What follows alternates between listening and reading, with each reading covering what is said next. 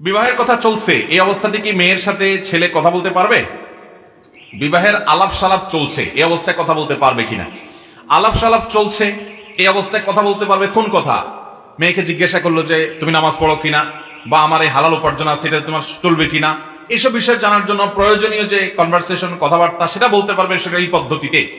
কিন্তু আমাদের দেশে যেটা হয় বেশিরভাগ ক্ষেত্রে, এই কথাবার্তার নামে বিয়ের খোঁজ খবর নাই, শুধু আলাপ সালাপ একটু উঠছে, এরপরে এবার মেসেঞ্জারে, হোয়াটসঅ্যাপে, মোবাইল কলে, এমনে সেমনে, চাইনিজে, বাহিরে, গেট টুগেদার, উঠা বসা, কথাবার্তা, মনে হচ্ছে জামাইবো। ঠিক না বে ঠিক?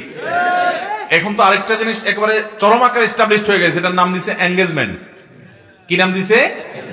এঙ্গেজমেন্ট। আংটি পরানো। পছন্দ হয়েছে, দুই পক্ষ কথা বলছে, আংটি একটা পরায় ফেলাই দিয়েছে 6 মাস। এবার 6 মাস ধরে ছেলে মেয়ে দুইজন ইটিস পিটিস করতেছে, আলাপ সালাপ করতেছে স্বামী স্ত্রীর মতো। সম্পূর্ণ নাজায়েজ এবং গুনাহের কথা।